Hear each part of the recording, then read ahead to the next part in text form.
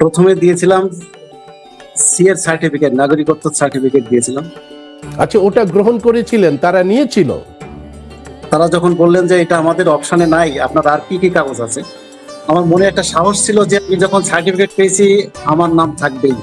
তারপর 28 তারিখে ওটা ডিলিট চলে আসে। আমি তো বুঝতেই পারছি না যে ওরা আর কি চাচ্ছে। এর থেকে আমার যা যা কাগজ আছে তার উপরে আর কি কি কাগজ থাকলে যে ভারতবর্ষের নাগরিক হওয়া যাবে সেটা আমি বুঝতে পারছি। আমার তো ভাষাই নেই যে আমি কি বলবো।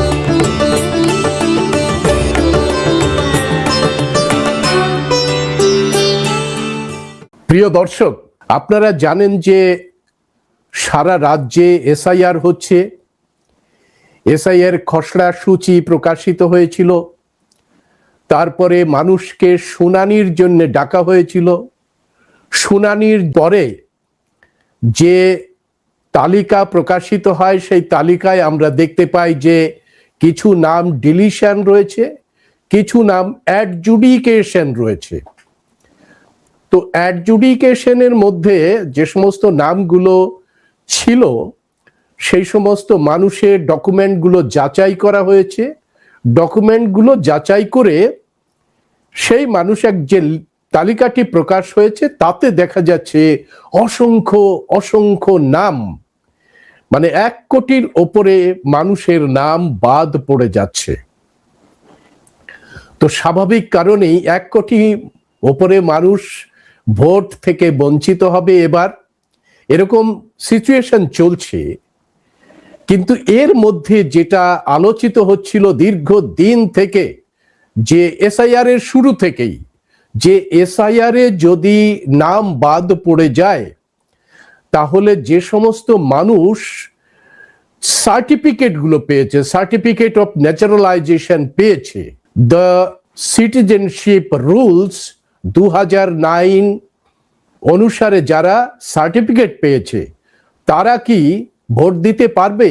তাদের নাম কি ভোটার তালিকায় যুক্ত হবে? তো আজকে আপনারা জানেন যে খবরের কাগজে প্রকাশিত হয়েছে, শঙ্কর রায় আমাদের একজন ভাই, পেশায় তিনি দলিল লেখক, সুতরাং আইনের বিষয়টা তিনি ভালো জানেন, দলিল লেখক। তো সেই ভাই আজকে ভয়েস অফ বহুজনে এসেছেন সরাসরি। আমরা ভয়েস অফ বহুজনের অসংখ্য অসংখ্য দর্শকের পক্ষ থেকে তাকে স্বাগত জানাচ্ছি। আপনি যেহেতু পালপাড়াতে থাকেন সেই সূত্রে আমাদের ওখানে পরিচিত মানুষ আছে। আপনার যে কার্ডটি যেটা আপনি পেয়েছেন সেই কার্ডটি আমাদের কাছে এসেছে। আপনি এই এসআইআর এ যখন ফর্ম ভর্তি করেছিলেন তখন 2002-এ আপনার কোনো আত্মীয় স্বজনের নাম, বাবা অথবা মায়ের নাম কি আপনি দিতে পেরেছিলেন? না, ছিল না, দিতে পারেননি। সুতরাং ওই ওপরের কলমটা ফাঁকা ছিল, আপনি ডান দিকের কলমে আপনার কলমটা ভর্তি করেছিলেন এবং সেই জন্যই আপনাকে শুনানিতে ডাকা হয়েছিল, তাই তো? ঠিক।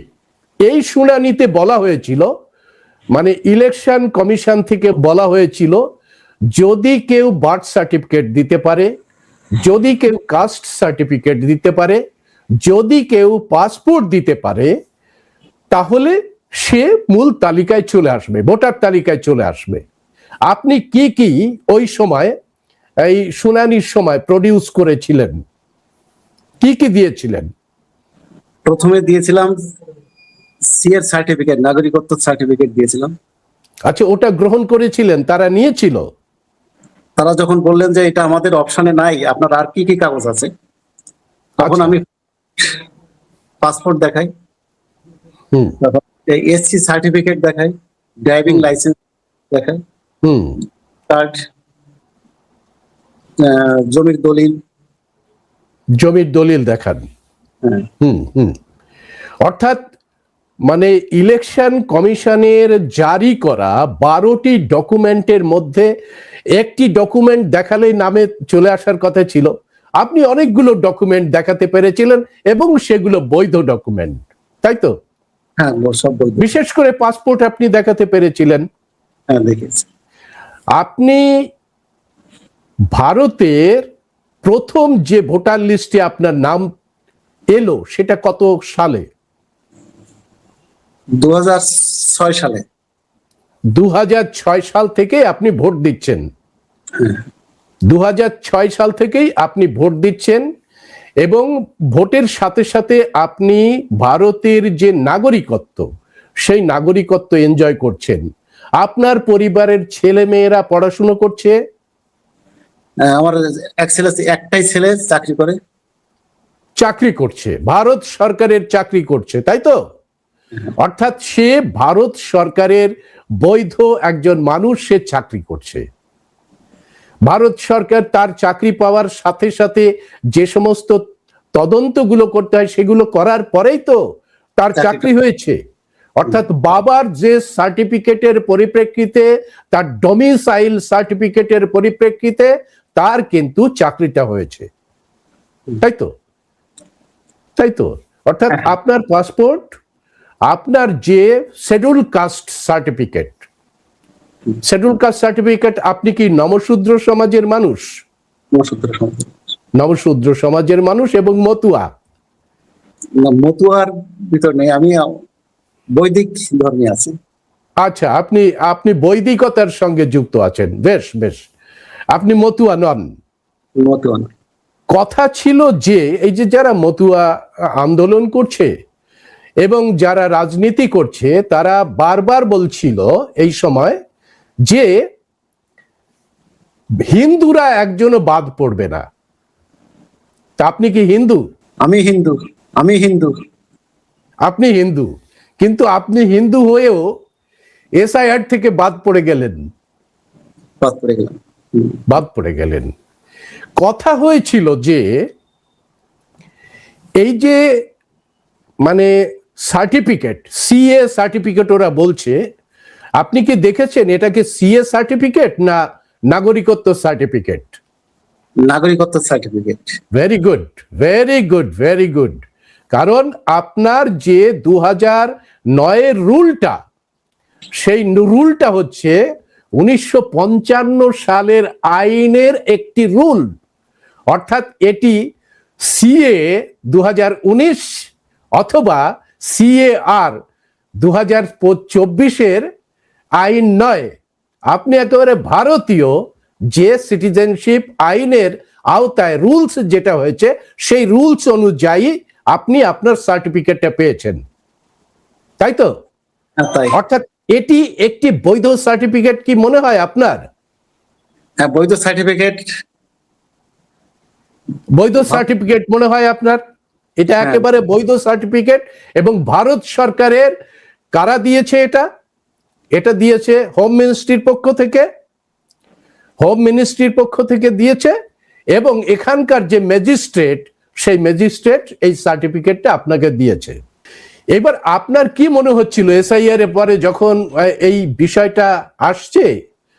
আপনার প্রথমে হিয়ারিং হওয়ার পরে অসংখ্য মানুষের, আপনার মতো অসংখ্য মানুষের হিয়ারিং হয়েছে।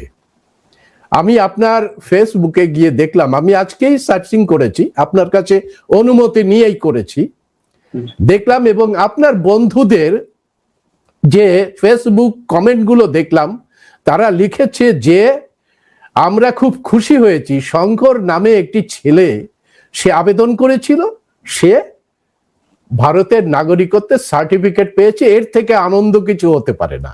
আপনি জুন মাসের 92 সালে আপনার সার্টিফিকেটটা রয়েছে। আমি কি আপনার সার্টিফিকেটটা দেখাবো মানুষকে? হ্যাঁ, দেখাবো। দেখাতে পারি, তাই তো? বেশ বেশ। বন্ধুরা, এইটা হচ্ছে আমাদের ভাই শঙ্কর কুমার রায়, তার সার্টিফিকেট যেটা তিনি পেয়েছেন। আপনারা ভালো করে দেখুন, government of India, ministry of home affairs থেকে তিনি সার্টিফিকেট পেয়েছেন। Certificate of registration, certificate of registration, certificate of naturalisation নয়। যে সার্টিফিকেটটা অন্যরা পেয়েছে ন্যাচারালাইজেশনের, আপনি কিন্তু রেজিস্ট্রেশনের সার্টিফিকেট পেয়েছেন। অর্থাৎ বৈধ পদ্ধতিতে ভারতবর্ষের নাগরিকত্ব অর্জনের যে বৈধ পদ্ধতিগুলো আছে সেই বৈধ পদ্ধতিগুলো মেনে আপনি ভারত সরকারকে বলেছেন আমি এই দেশের নাগরিকত্ব পেতে চাই, এবং আপনি রেজিস্ট্রেশনের মধ্যে দিয়ে এই সার্টিফিকেটটা পেয়েছেন। 2025 সালে আপনার ভোটার লিস্টে নাম ছিল? ছিল। ছিল। আপনি 2025 সালে ভোট দিয়েছেন? ভোট দিয়েছেন। তারপরে ওই নামটা কেটে গেল কেন? 2006 সালের পর থেকে যতগুলো ভোট হয়েছে ভোট দিয়েছে। 2006 সাল থেকে যতগুলো ভোট হয়েছে আপনি দিয়েছেন। তবুও এই নামটা কেটে গেল কেন? আপনার মতামত কি একটু শুনি, সবাই শুনুক। কারণ একটি বৈধ ডকুমেন্ট, যে ডকুমেন্ট আপনি সুপ্রিম কোর্ট পর্যন্ত চ্যালেঞ্জ করতে পারেন যে আমি বৈধ উপায়ে নাম রেজিস্ট্রেশন করেছি, অথচ আমার নামটি এসআইআর তালিকাতে এলো না। এই এসআইআর এ যখন হয় সেই সময় আপনার মনের অবস্থা কেমন ছিল? আমার মনে একটা সাহস ছিল যে আমি যখন সার্টিফিকেট পেয়েছি আমার নাম থাকবেই। কিন্তু যখন অফিসাররা হিয়ারিং করলেন এসআইআর এর, তখন বললেন যে এই সিটিজেনশিপ সার্টিফিকেটের ডাউনলোড করবার অপশন আমাদের নেই। তখন আমার কাছে কাগজ চেয়েছিলেন, আমি প্রথম পাসপোর্ট দেখাই, একটা জেরক্স রাখি, বলছে আর কি কি কাগজ। আমি ড্রাইভিং লাইসেন্স, এসসি সার্টিফিকেট, জমির দলিল, আধার কার্ড, আপনার বাড়ির যে ট্যাক্সের রসিদ সেটা জমা নেয়নি, সেটা দেখেছিল। এই কটা জিনিস আমার কাছ থেকে জমা রাখেন। তারপর বললেন যে আমার একটা অনলাইনে ফর্ম 6 আবেদন করতে। আমি 6 নম্বর ফর্মে আবেদন করি। আমার 6/2/26 সালের ফেব্রুয়ারি মাসের 6 তারিখে আমি আবেদন করি। 7 তারিখে বিএলও অ্যাপয়েন্টমেন্ট করেন আমাকে। আর ফেব্রুয়ারির 9 তারিখ আমার হিয়ারিং হয়। হিয়ারিং ওনারা ওকে করে দেন, এবং এই যে ডকুমেন্টস গুলো বললাম, passport, SC certificate, citizenship certificate, জমির দলিল, এগুলো সব জেরক্স রাখে। এগুলো জেরক্স জমা দিয়ে তারা রেখে দেয় এবং ওই ফর্মটা 6 নম্বর ফর্মটা ওকে করে ওটার সঙ্গে রেখে দেয়। 28/3/26 তারিখের লিস্টে অ্যাডজুডিকেশন, ওটা ডিলিট। মানে আপনার কি অ্যাডজুডিকেশন ছিল? অ্যাডজুডিকেশন ছিল। আচ্ছা আচ্ছা আচ্ছা। তারপর 28 তারিখে ওটা ডিলিট চলে আসে। তারপরে 28 তারিখেই ওটাকে ডিলিট করে দেয়। অর্থাৎ ডিলিট করে দেয় মানে তালিকা থেকে আপনাকে আউট করে দেয়। ডিলিটে লেখা আছে যে আনসাফিসিয়েন্ট ডকুমেন্ট, এটা লেখা আছে। আপনি একটু দেখাতে পারবেন? হ্যাঁ, পারবেন। ডিলিশনটা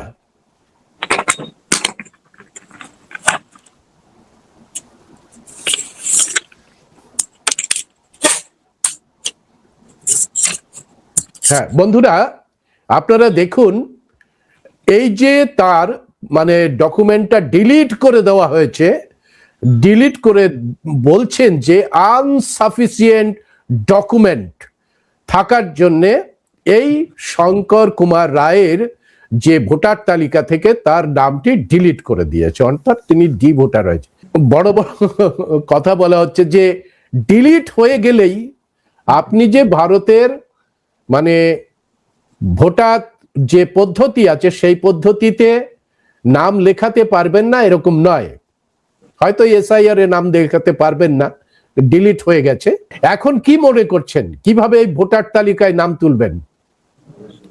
আপনার কি মনে হচ্ছে যে ওই যে সমস্ত ডকুমেন্ট গুলো, সেই ডকুমেন্ট গুলো ওরা অগ্রাহ্য করেছে অথবা অস্বীকার করেছে যে আনসাফিসিয়েন্ট বলেছে, তার মানে হচ্ছে কিছু রয়েছে আপনার কাছে কিন্তু সাফিসিয়েন্ট নয়। তাহলে সাফিসিয়েন্ট হিসেবে ওরা কি চাইছে? সেটা পরিষ্কার লেখে দিত সেটা পরিষ্কার লেখেনি।